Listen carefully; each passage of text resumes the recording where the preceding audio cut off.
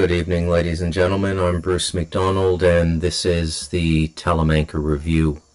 It's Monday, the 25th of November, 2024, and it's 6:15 p.m. my time.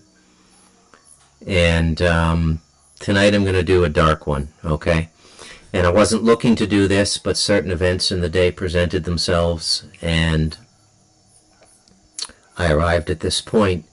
And it's just an opportunity to retouch a lot of the things that I spoke about in The Light of Darkness, which seem to be coming closer and closer to the public mind now, with more credible people. Now, I mean, what's credibility, right? I mean, we've been running on a credibility system since the beginning of my life in 1966, and all of that credibility turned out to be largely false. Right? So I don't know what we mean by a credibility system. Oh, he has credibility. But let's just, for the sake of this podcast, say that it means it's a podcaster with a few million subscribers. And in this instance, it's a part of the Valuetainment, which is Patrick Bet-David, Armenian guy. I do enjoy his podcast from time to time. He's a bit of a heavy-handed business guy. Which means he makes money from money, and I don't have a lot of respect for people who make money from money. Although I'm not a communist, I do believe in production and doing something and actually producing something in your life. And management is not a production function, okay? Never has been, never will be. But it is what it is. You know, he's one of those guys, but I'll tell you, today he did a podcast, and I haven't watched the whole thing. I just started to see clips started spilling into my YouTube suggestions, and so I decided that I would watch them. And the reason I watched them is he interviewed Anneka Lucas, who I became aware of through Corinne Hustebot. And Anneka Lucas is a woman who runs a survivors network in Belgium now for people raised in the cult as child sex slaves and things like this. Now, I will tell you that Corinne Hustebot does not have a high opinion of this woman. And I will tell you, although perhaps it's not my place to speak for somebody else, but I am a writer and a journalist, so I assume when people are speaking to me, they must have some inkling that this could go public sometime in the future. So I'm going to take all the license I require. Before I get on to Anneka Lucas specifically, which is basically what I was told by Corinne Hustebot, and I haven't confirmed this with Kat yet, and Kat would know, and I sent her a message today, but she hasn't got back to me yet, so I'm waiting for her to get back to me. But there's a phenomenon going on now where a lot of people going public about their abuse are actually in the second stages of their mission. Okay? So they're still programmed and they're still working for the underworld. Okay? Now, Anneka Lucas may be one of these people. Now, those of you who listen to the Talamanca Review, you know that I've been warning you about this for some time. That they're going to do this. That the way they will gain our trust is they will decapitate, metaphorically, not literally, decapitate a bunch of their people. A bunch of the vilest people in their network. They will offer up big names. And the world will, you know, breathe this big sigh of relief. Okay? And I believe we've entered this stage of the game now. This is my belief, this is my contention, and I definitely believe it. Let me just check my mic here. Hello, hello, hello, hello, hello. Is that the spatial? No, that's, okay, that's the one I want there.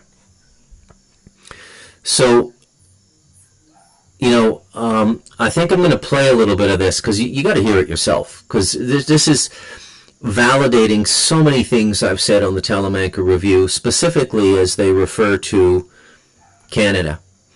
And it seems as though one of the families that they're giving up is the Trudeau family. And there's a lot of stuff coming out now. There's a lot of researchers and podcasters circling around Justin Trudeau now. This has not hit the mainstream, but it's out there. And it's out there, and like tens of thousands of people have become aware of it through TikTok videos and various other social media, which is why they're terrified of social media, quite frankly. So let's recap a little bit here first. I wrote about institutional pedophilia and infanticide, child killing, as a sexual ritual in The Light of Darkness, which is why I habitually characterize it as a very dark book. That's one of the reasons, okay? Now, curiously, people who are reading it now in 2024 don't find it nearly as dark as I cast it to be. And that could just be because so much more darkness has come into the public space in the last 5 years since I wrote that book. And I'm glad people are coming up to speed with this darkness because, as I've said numerous times on the Talamanca Review, they hide in the darkness. And the darkness itself is not dark. Okay? Darkness is just an absence of light. But there is a light inside of darkness. This is the whole point of The Light of Darkness, okay? There is a light inside of darkness. I don't know how physics explains this. I can only explain it to you through the contemplative experience. How do you know you're in darkness if you can see light in the darkness? It's what you feel. That's how you know you're in darkness. It's what you feel. It's a very weird feeling. I can't even lay words to it, and I'm a writer.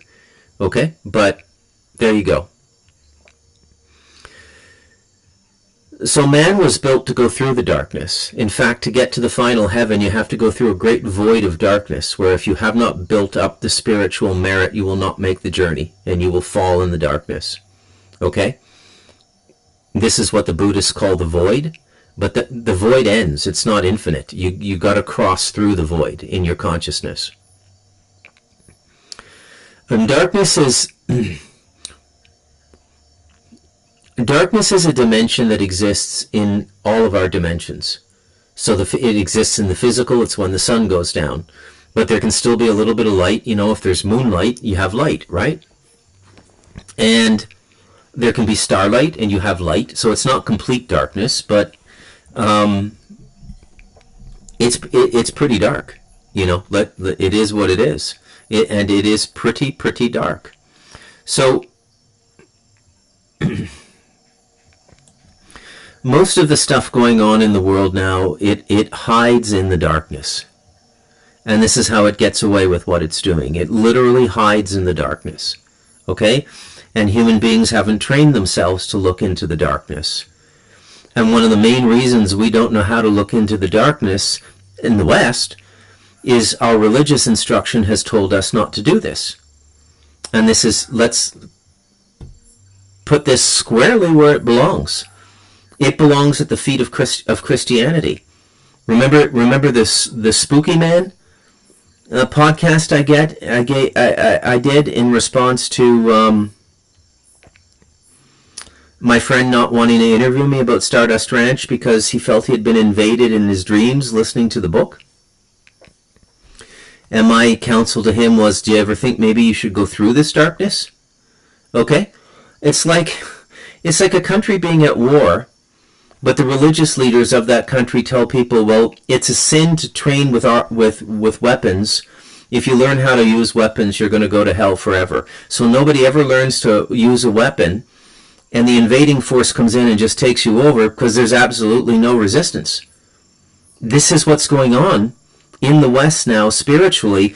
This is why so many of our principalities have been taken out, and they are being taken out. Okay? And this is why we're being set up for destruction, because our principalities are being taken out. What is a principality? Well, you can look it up. I mean, the term is, I would say, a universal term, but it very often comes into usage in Christianity. And powers and principalities are the governing forces above people and nations. You know? So... if a people are a unique culture, they will have a principality above them. And nations have principalities. Some nations have more than one principality, depending on how much protection that the nation state has. And what we're talking about here is war and territory and jurisdiction on the astral. Okay? As above, so below. So this is what's going on here. Now,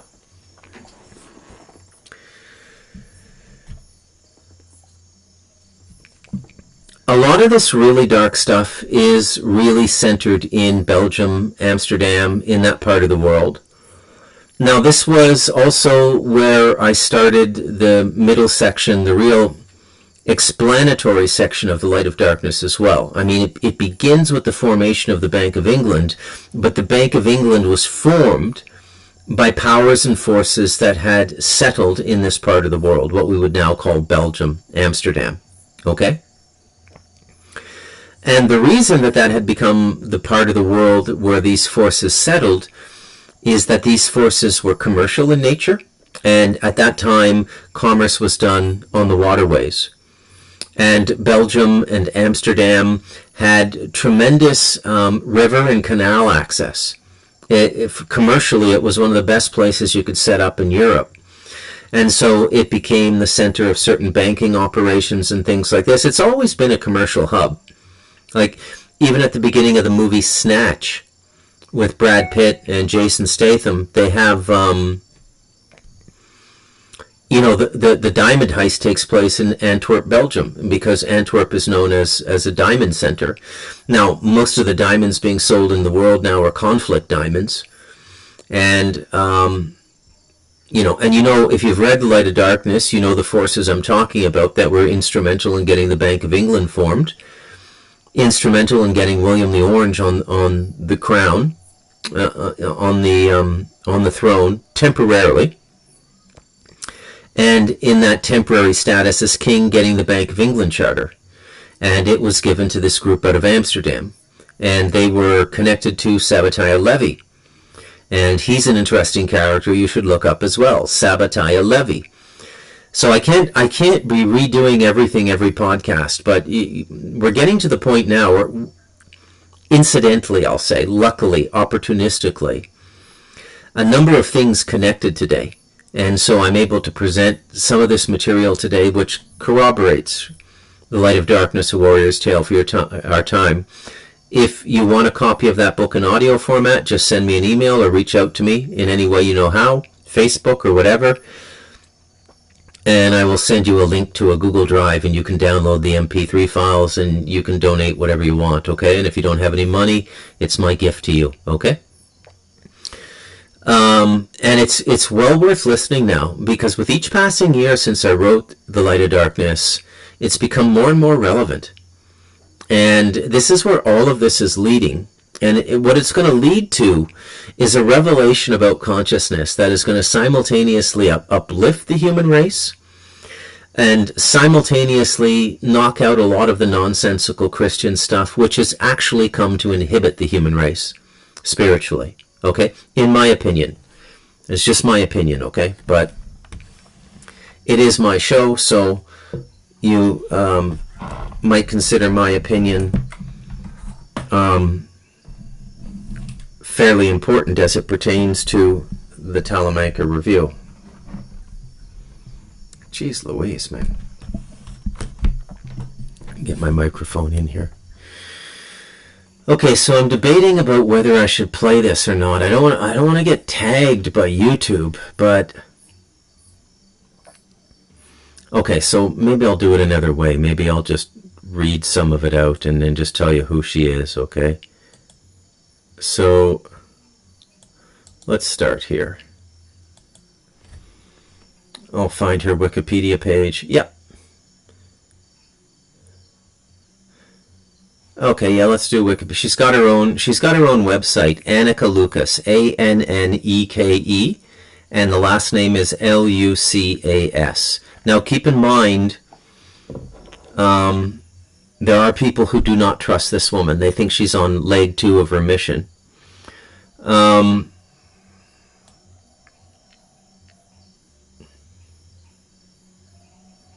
don't know what the hell this is. Took me to something. Okay, let's just go to her website and introduce her that way. Maybe I'll show you the screen too.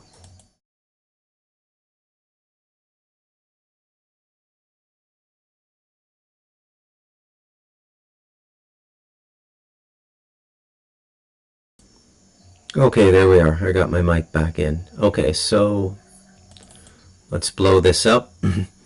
Anneke Lucas, and this is her memoir. This memoir invites the reader into the heart and mind of a young Belgian girl as she shares events out of 1 year of her life, her voice supported by the vocabulary and understanding of the adult author.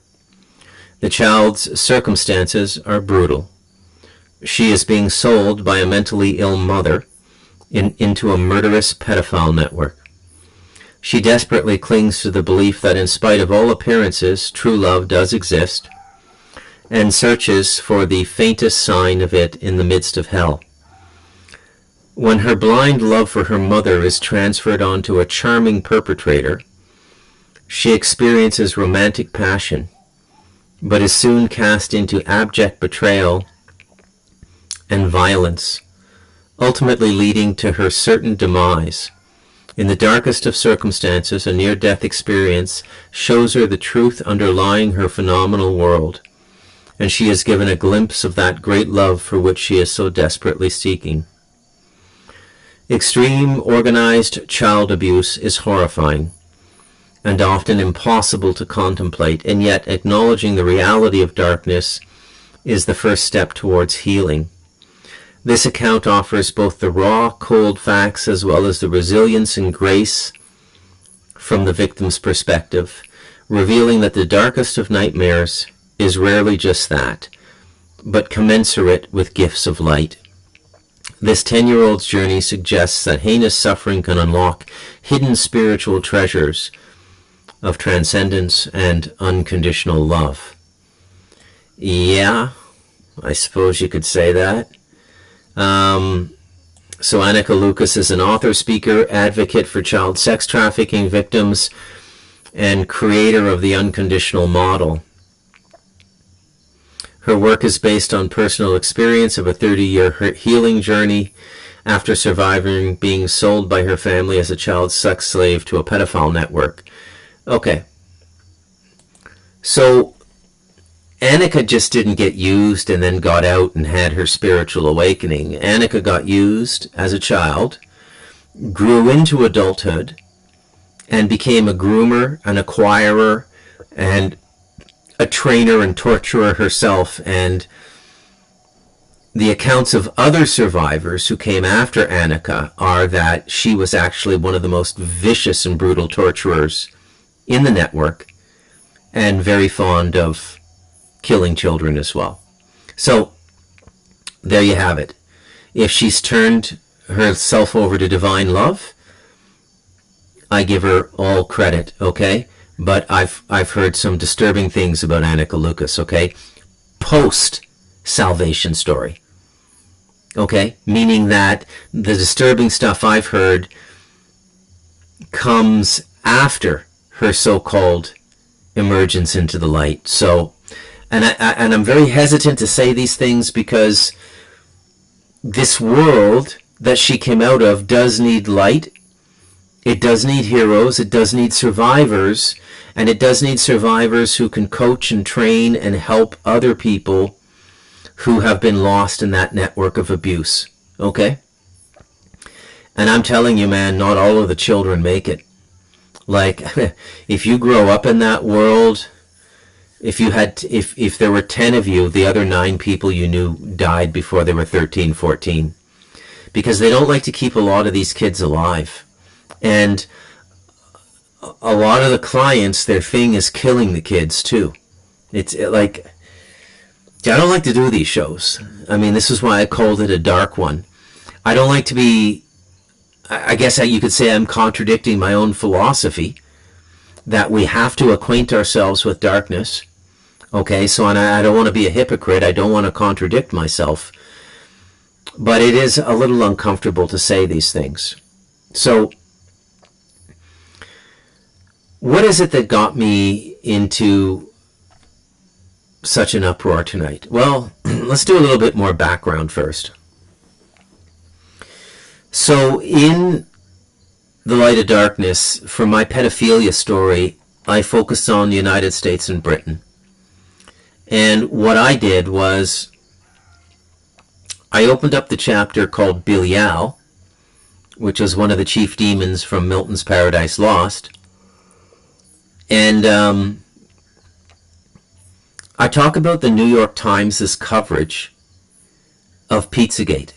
And I actually give some clips from their editorials and their news coverage of Pizzagate. And the New York Times' approach to this story was such that basically what they were saying is you might need psychiatric care if you're even considering that this might be real. It was unbelievably dismissive about the possibility of a pedophile ring operating in Washington, D.C. Now, of course there's a pedophile ring in Washington, D.C. because children, child sex, and child murder are one of the currencies of the elite. And so you can't have an elite marketplace, a power center, without these things going on. These things probably, undoubtedly went on where I grew up in Ottawa, Canada as well, because they're endemic to power centers, okay? Child sex, child murder, child torture. Okay? Now, don't ask me to explain it to you. I'm not sure I can. Maybe the child sex with the boys I have a bit of an insight into because there's an occult principle at work there about stealing the Kundalini energy. So it's a very simple theft model. But why an adult male would want to have sex with like a young girl of 8 or 9 years old and then after sating himself kill the girl, I don't understand that. I guess you could say it's the ultimate feeling of power, to kill a child. I mean, anyways, I'm going to take my chance here and I'm going to play the clip, okay? So here we go.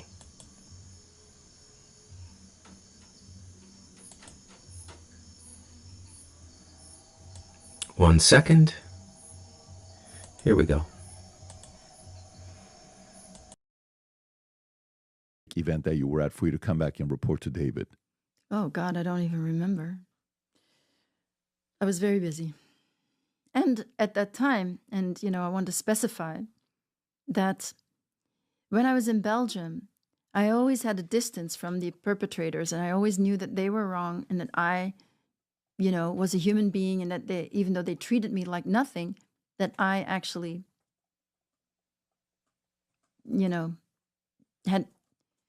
wasn't worth being treated that way. I knew that. When I was mind control trained, which is based on science, it's horrendous science from, probably related to some of the experiments that were done in the camps. And I know it's extremely, when I went into the mind control training, there was no guessing, there was no experimentation. It was just done very precisely to get the result that they wanted, so that I'm a high-functioning machine for their purposes. And I did not at that time have the distance to understand that I didn't want that anymore. I thought now, at age 9, I believed that I was this persona and that I was doing this. I wouldn't have called it abuse. Does that make sense to you? Yeah, I mean, you become immune to it. It's like a mobster that kills somebody so many times. If you watch an interview with Richard Kuklinski, I think Richard, what's his last name, Rob? I think I'm saying it right. Iceman. And you see him in interviews when he's killing people. It's no longer a... well, that's the network. In the network, this happens. And, Right, when you go to Kuklinski. any gang, you have Right. these little kids that get pulled in, and Right. it's either kill or die. Sure. And then, so they get pulled in that way. And it's the same in the network, with violence and pedophilia. Mm-hmm.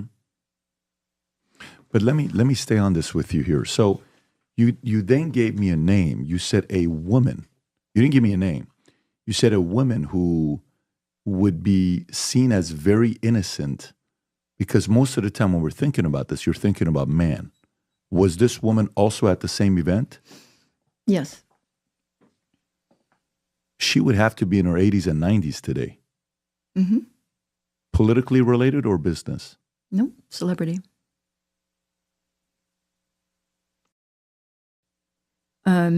He scared me enough so that I then tell, kill me, because at that point I was not. Reason?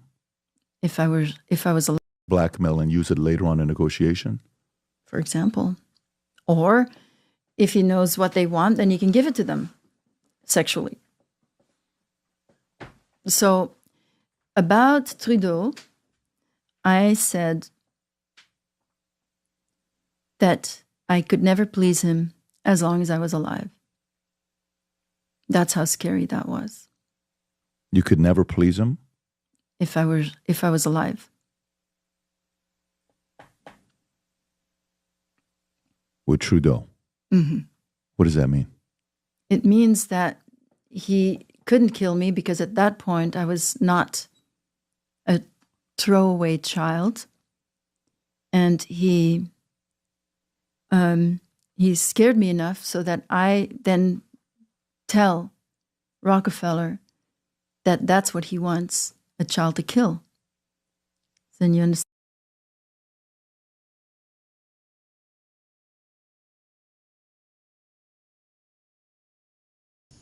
Okay, you see where I'm going with this, right? So now I need you to put this into context, okay? This is the namesake father of the present Prime Minister of Canada, who many podcasters are connecting to the Picton pig farm, where prostitutes were murdered and cannibalized, and big parties were held, and very important people in the Canadian infrastructure showed up at these parties. Big people, okay? And it is not a rumor, it is not conjecture, and it is not an estimate when I say this is a fact. The private school that Justin Trudeau had to leave because of a relationship with a minor, this is the speculation in Canada. There's an NDA there. The family of the girl got like $2 million and they're not allowed to speak. That's how rich people get out of crimes, by the way. They pay their way out. But the private school at which that happened, at which Trudeau was caught in a relationship with a 12-year-old girl, was 1 kilometer from the Picton farm in the interior of British Columbia. The interior is north of Vancouver. What we mean when we say interior is you go into the province. Okay? It's funny because they only call the northern part of British Columbia the interior. They don't call the northern part of Ontario the interior of Ontario. They just call it Northern Ontario or Northern Quebec. Because remember, in Canada, 95% of the population is down around the U.S. border. But like 99% of the land, the actual geography in square kilometers of the province is north. And remember, Canada goes all the way north to the Arctic Circle, which many say is as freaky as Antarctica in terms of what's going on up there. Okay? So this is the nexus of the whole cult thing, which is, in my opinion, extraterrestrial influenced on the astral. Now, religious people say it's demonology. I say demonology is a diphomism. And a diphomism is the opposite of a euphemism. So a diphomism is something that you make much scarier and much more trespassing than it really is. It's like a scarecrow. It's to keep you from looking at something. Okay? This is a very, very important aspect of what I have tried to teach you folks in my books and in my podcast. That this whole demonology thing is a fucking scarecrow. Because they don't want us really going into the astral and looking at what's going on there, because all the answers are there. And that's why they do it. Now, this doesn't mean every Catholic priest you've ever met is in on it. They're just idiots who go through the seminary, go through all the Catholic training, and then see paranormal phenomenon and exorcisms, which is real, and buy the backstory of fallen angels and demons and all of this stuff. It's a diffamism. The whole show down here is and always has been run by extraterrestrials. There it is. Stephen Greer's not going to tell you that. MUFON's not going to tell you that. The Vatican's not going to tell you that. The Sanhedrin's not going to tell you that. Nobody's going to tell you that. That's the truth of our human reality here. We are a colony of lower order life forms in terms of intelligence, anyways, compared to the extraterrestrials. And we are kept here and raised like cattle for various purposes. And the whole thing's always been extraterrestrial run. And the hallmark of these satanic cults is extraterrestrial. Once you know what you're looking for, it's the gray reptilian signature. Okay? That's what it is. It's the gray reptilian signature. So what Anneka Lucas is telling us here, she was describing to Patrick Bet-David a party she was taken to when she was about 7 or 8, 9 years old. This would have been in the early mid-70s when Trudeau was running Canada, Pierre Elliott Trudeau, not his bastard offspring Justin, the sire of Fidel Castro. Okay? This is how sick these people are.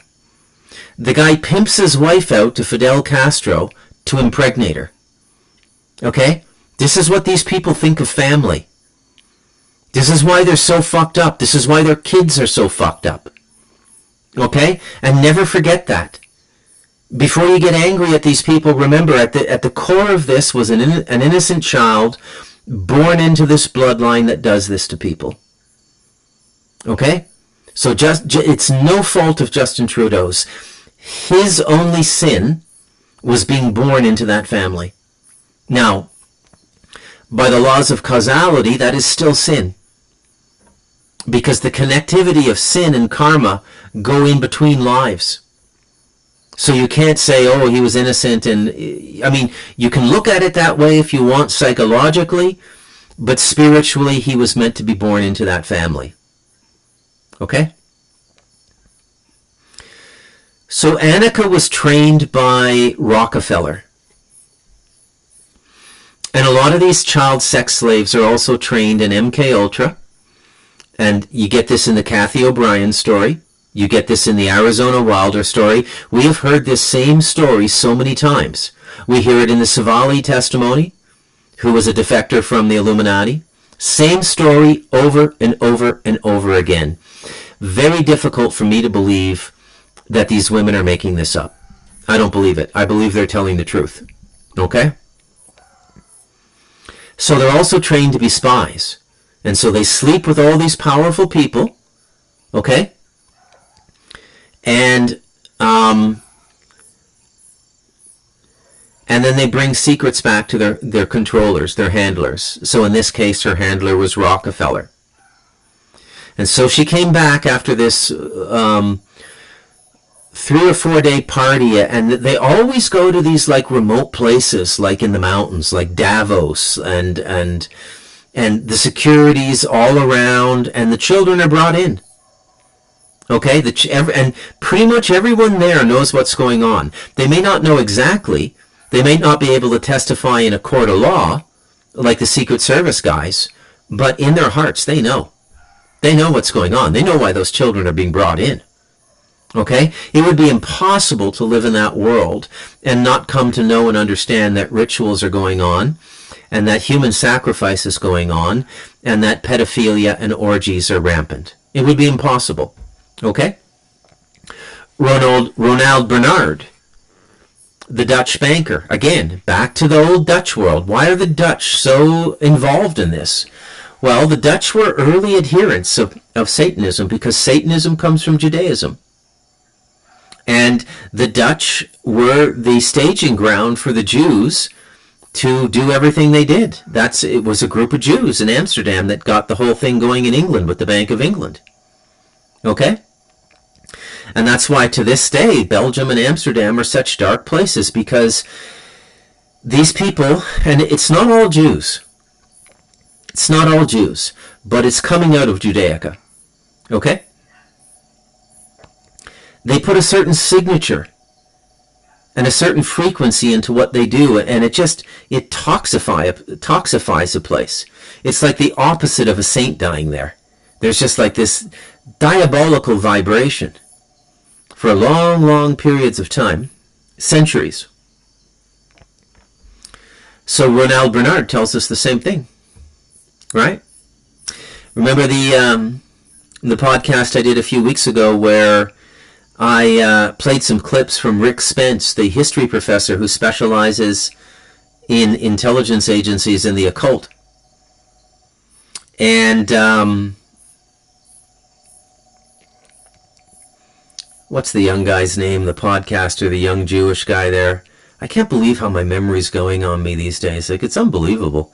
Come on, what is his name? I can see his picture so clearly in my head. Anyways, it'll come to me. Lex Friedman. Yeah, Lex Friedman, the Lex Friedman podcast. Lex Friedman is trying to do like all good Jews. And look, most Jews are brainwashed. Don't look at these people and think they're in on it. Lex Friedman's not in on it. Ben Shapiro's not in on it. Okay? They're true believers. Lex Friedman is a true believer in the cultural integrity of Judaism. He believes that they have survived this horrible history that their parents and their grandparents and the rabbis tell them. They don't know they're being lied to. They don't know. Okay? They believe. Ben Shapiro believes he's one of God's chosen people, and he's on a holy mission. You know, with what I know about Judaica now, when a Jew tells me they're on a mission from God, it comes off as comically as, you know, Jake Elwood in the Blues Brothers. Would it change your mind if I told you this was a holy thing? That we're on a mission from God? You know, the Blues Brothers with James Belushi and Dan Aykroyd from like 1980, 82? It's just absurd, right? So Justin Trudeau, his father, Pierre Elliott Trudeau, was one of the darkest figures of the 20th century. Remember, this is the guy that was at Mao Zedong's victory table in 1949 in Shanghai when the Kuomintang finally crossed the Taiwan Strait and settled in Taiwan. Pierre Elliott Trudeau was at Mao Zedong's victory table. Okay? Right there, right in the middle of one of the biggest orgies of death. And this is the chief characteristic of these people. One of their chief characteristics is they like to be around misery, suffering, and death. And a lot of times they'll do it right out in the open. And they'll have a cover story, like Madeleine Albright. Well, I was Secretary of State. I had to oversee these matters. And no, she's there because she likes the death and she likes killing people en masse. She enjoyed being responsible for the death of 500,000 Iraqi children. She enjoyed it. You got to understand, in this cult world, these people who make it to the top in politics and stuff and kill hundreds of thousands and millions of people, like Kissinger, they're the rock stars. The rest of the people in this cult, they have to get by with, like, snapping a child's neck after sodomizing them. But the rock stars, they're the ones that go into politics. A lot of foreign correspondents are sick in the head this way as well. A lot of war correspondents. Oh, I'm there to make the world a better place. I felt I could serve the world by being a war correspondent. No, they're addicted to the violence, the vibration of violence, literally the smell of blood and burning flesh is exciting to them. Okay? This is who they are. Stop kidding yourself. I told you it was going to be a dark one. And I laugh. But I have been inoculated against this darkness. So what Anika Lucas is telling us in this story is that she was asked to sleep with Pierre Elliott Trudeau at one of these parties when she was 9 years old. I think this is like 1972 or 3 or something. She's about 60, 61 here. And to report back to Rockefeller. And Rockefeller wants to know, what are they like? You know, how do I control these people? What are their vices? What are their fetishes? And Anika reports back to Rockefeller, there's no way I could have satisfied Pierre Elliott Trudeau and stayed alive. And then she didn't want to come right out and say it. You can see Patrick Bet David trying to like think that, is she saying what I think she's saying? Yeah, she's saying what you think she's saying. Trudeau gets off on sodomizing and killing the children, probably when he orgasms. And this is a hallmark of this culture, okay? This is what we're up against.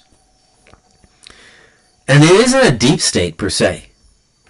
You know, the way Trump has characterized it as a deep state and stuff. No, it's much darker than that. This is a multi-generational satanic culture that goes back millennia. It goes back to Phoenicia. It's spiritual. Meaning it's not just the Jews. They have it in spades now. The Jewish culture is infected with this. Not all of them, but this infection is in Judaica. But as I've pointed out in other podcasts, it wasn't the Jews doing the rituals in Guatemala. It was the Aztecs. Watch Mel Gibson's Apocalypto, okay? And there was a lot of human sacrifice and dark ritual in the native tribes in North America.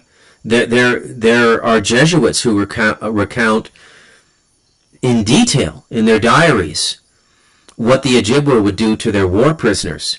They would torture them for 3 days and then cut them open and drink the blood right from the main artery of their heart.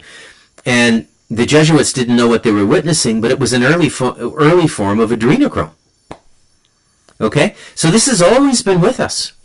This dark side of the human existence. It's always been with us. Justin Trudeau's father liked killing boys. That was his thing. And girls.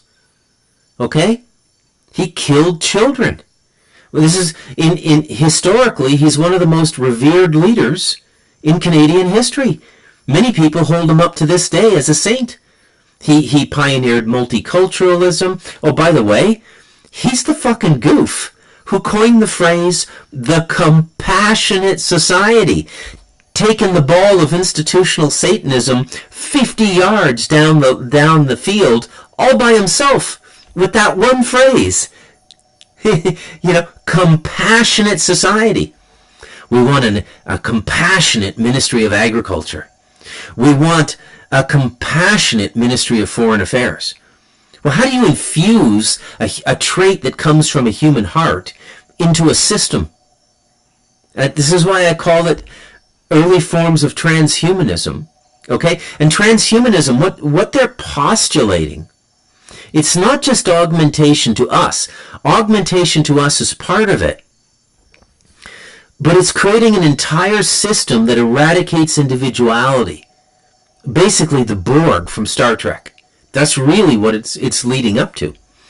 And in this regard, we have no friends right now. You think the good guys won? Okay?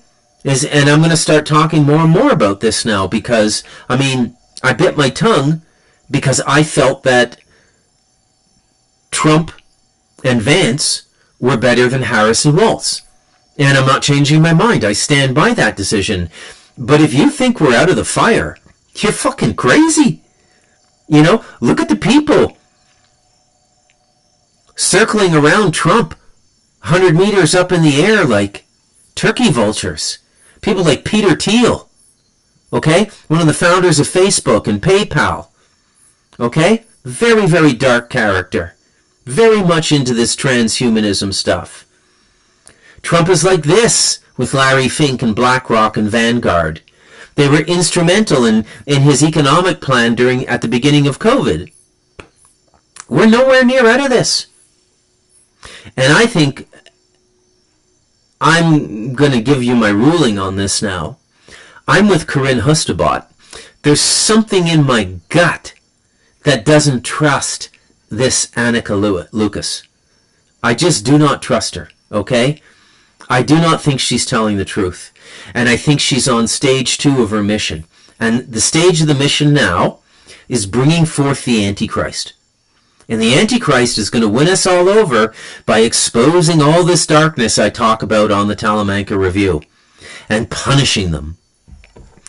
Do you think Jeffrey Epstein is a new thing? This shit's been going on since, like, I don't know. In the West, I don't know, but at least since World War II. Jeffrey Epstein. I just told you a story about sex networks that could provide children to be killed, disposable children to fucking kill, for the amusement of world leaders in the 70s like Justin Trudeau. And you think Jeffrey Epstein is a new thing? No, it's only new to you. It's only new to you. I told you it was going to be a dark one.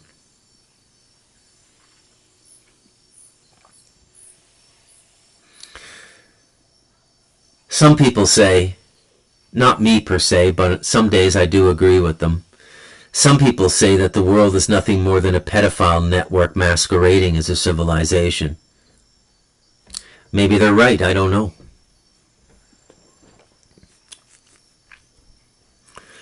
But it's just going to, the more they bring their institutions in and the more they get toward their total control goal, the more they're just going to start showing us who they are. Because they, you know what? They're not ashamed of who they are. Okay?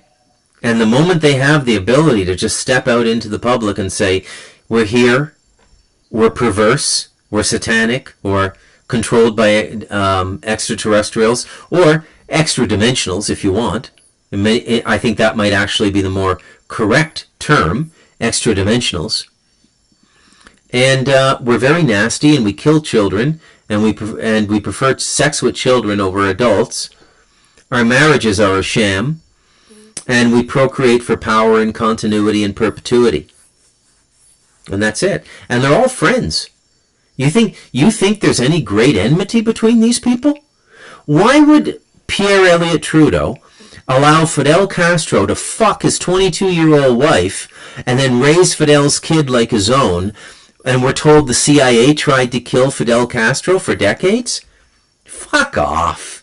You think I just fell off a turnip truck? It's all fucking theater, folks. They're all in it together. Okay? And it's no different today. You know, Trump, Putin, all of them. Now, I will say this. There seems to be a division emerging in the elites now. And I would speculate that it probably has to do with the Jews. Because I think we've reached a stage in the game where power sharing, they don't want it. We're getting to that stage of the game. It's like that movie Highlander. There can be only one. And we may have led you to believe we were going to participate in a globalization with you, we being the Jews, the finance Jews, the science Jews, the black magic Jews. But really, we just said that to get the ball down the field this far. We're actually now taking it all for ourselves. We're going to run the whole show from Jerusalem. Fuck you. And that may very well be what's going on now. Okay, that's the only thing I can come up with off the top of my head, to be honest with you. I can't think of anything else that could be going on right now. And the Jews are, in many ways, I don't even know why I say many ways. The Jews are the human face of an extraterrestrial presence on this planet. Cliff High is 100% right. Okay? And they're at the rabbinical level, at the high level, they're conscious of it. And probably have communication with these beings. Elohim, whatever you want to call them. Okay? So the whole showdown here has been extraterrestrial from day one. Okay? And this is why they created the story of the demons and the devil, because they had to create something mythological that hated humanity to rationalize what was happening to children. Because this has been going on for centuries. Oh, the devil did it. He was possessed by the devil. That's why they create the psychopaths too. They create, most of the serial killers are created by the CIA. Many of them anyways, if not all of them. It's all a big fucking lie, folks. They can't hide it much longer though. It's all coming out now. And thank God, it's been long enough. Anyways, I told you it was going to be a dark one. I'm Bruce McDonald, and this has been the Talamanca Review.